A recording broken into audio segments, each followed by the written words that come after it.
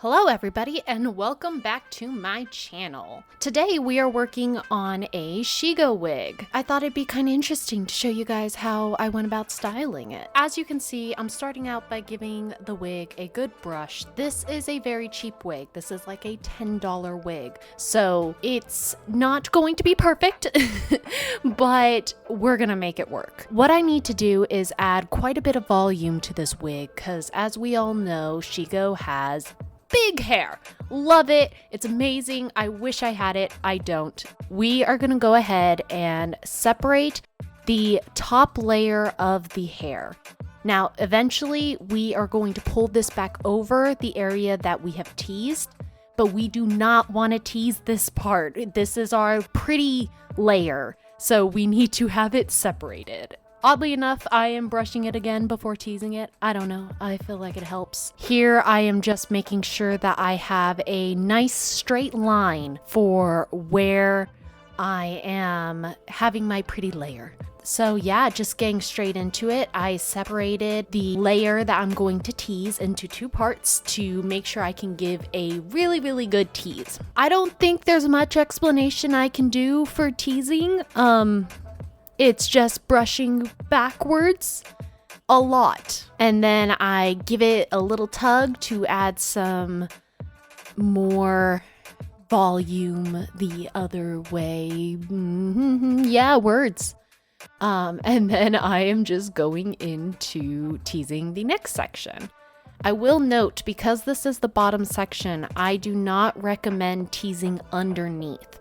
Now, the layer I did previously, you can kind of see here, I teased both the top and bottom. I don't recommend doing that for your bottom layer. Now, this next step is going to seem a little counterintuitive, but bear with me here. We are going to apply some heat. This will soften the fibers in the wig. It's going to help for when we need to brush out everything we just teased. I know, stick with me, trust me. So now I'm going back in with my brush and I am brushing out everything I just teased. Now, to help, it is always good to have these little pins to hold the wig in place so it's not sliding all over the place, falling off the wig head, and things like that.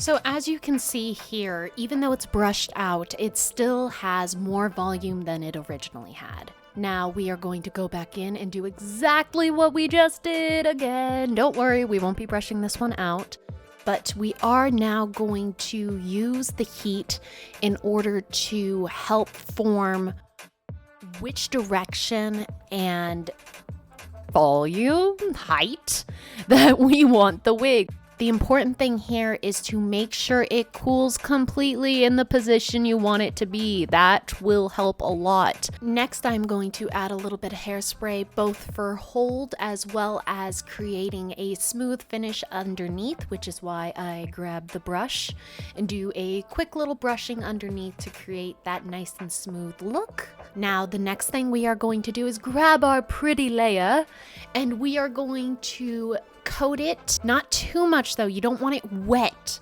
but you are going to coat both the underneath of the pretty layer and the top of our tease layer in hairspray.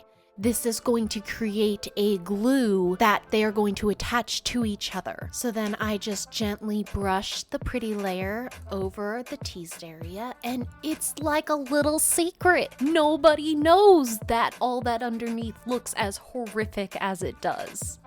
And I'm just going through and giving some nice brushing. And then as I'm messing with it more and more, I want to make sure that it maintains that original style that I had. So I am taking my pins to kind of hold it in that angle so that when I'm wearing it, the bangs aren't in my eyes. We are adding more heat.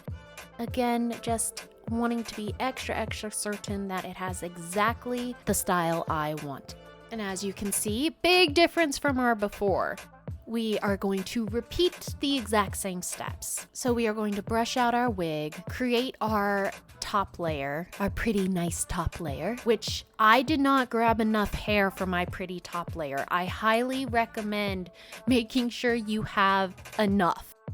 So as you can see here, I'm now taking my fingers and pulling the teased clump, the bird's nest, in multiple different directions in order to fill in where hair should be. I am applying the hairspray next in order to, again, help with hold, because once we put our pretty layer down, we're not really going to be able to get to this area. Just make sure you use your heat. You have 2 layers of teased area. Add that heat, let it fully cool, and now we're gonna grab our pretty layer. Now, as you can see, I did not have nearly enough for my top pretty layer. I wasn't estimating correctly for the volume, so I would recommend now that you take the hair from about your eyebrow line, where you're, on your wig head, look where the eyebrows are, and take it from there. But we are repeating the same steps of hairspray on the bottom of the pretty layer and the top of the tease layer and brushing down. Now I'm using my hairdryer here again because I did not have enough pretty layer, so I needed to soften some of the top layer of the teased clumps so that I could brush and make it look nicer. Again, it's a big secret. Nobody needs to know. It's fine. Another trick for if your hair is having a lot of frizz or not wanting to lay flat and nice and smooth is to get a steamer. This is a nice little hand steamer. It was a really cheap one from Walmart many years ago. I want to say it was like $15. It's really nice, and then just go through and keep brushing and making it look smooth. And drum roll, please. Ta-da!